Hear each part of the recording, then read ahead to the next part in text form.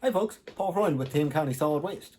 In this lesson, we will be learning about the natural resources used to make fabrics, and we'll be using our math skills to make a quilt square out of old clothing or some old fabric that you have, or even an old magazine like this. By reusing fabrics and paper for making new things, we can minimize our impact to the landfill.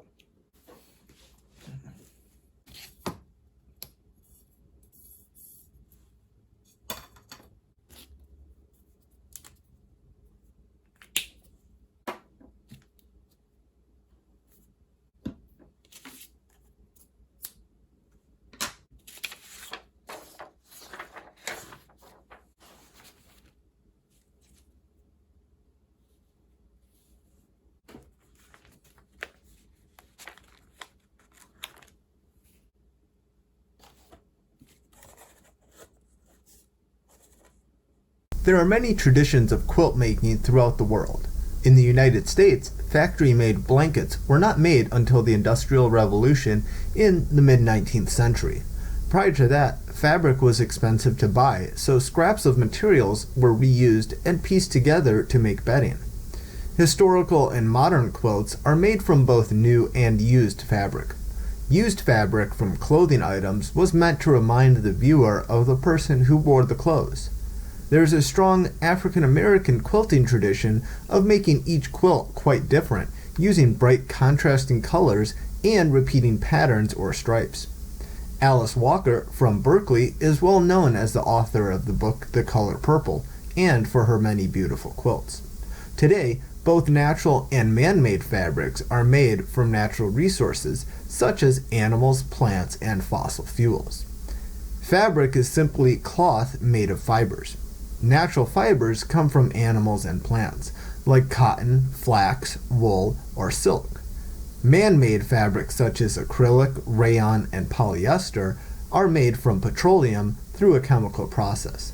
When fabric is reused, the natural resources used to make the fabric are conserved and do not unnecessarily end up in landfills.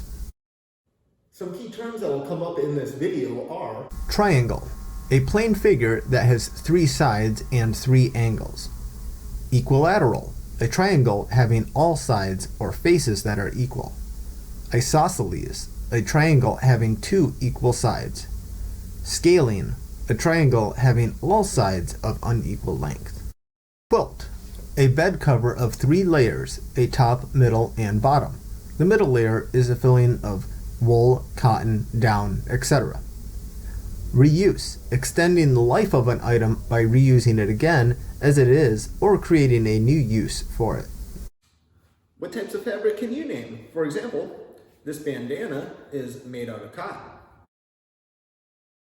Historically, people reused scraps of fabric by sewing them together to make bedding or clothing. I am sure people watching know someone that makes quilts today.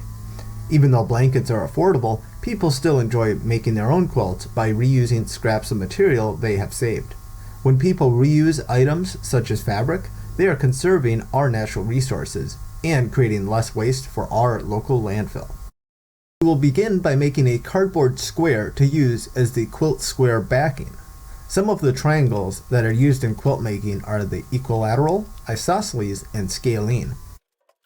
Next, I will model how to make one triangle of a quilt square using the Quilt Math worksheet.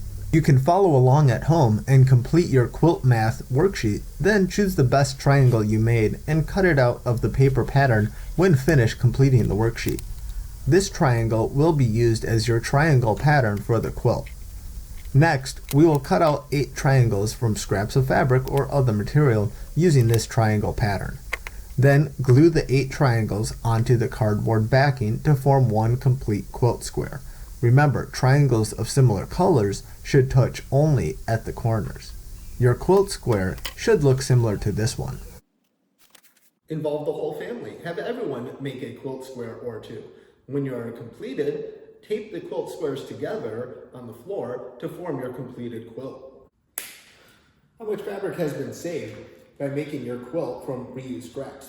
We can calculate the fabric or paper savings by multiplying the size of one quilt square by the number of squares that make up the entire quilt.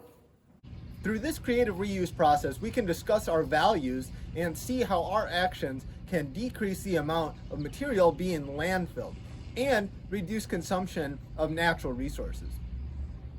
Before cutting up materials for a quilt, though, think about donating those clothes so they could have another life. Also, before buying new clothes, see how you can create other outfits out of the clothes that you already have. Simple steps like this can help in keeping unnecessary waste out of our landfill, allowing it to operate for a much longer time.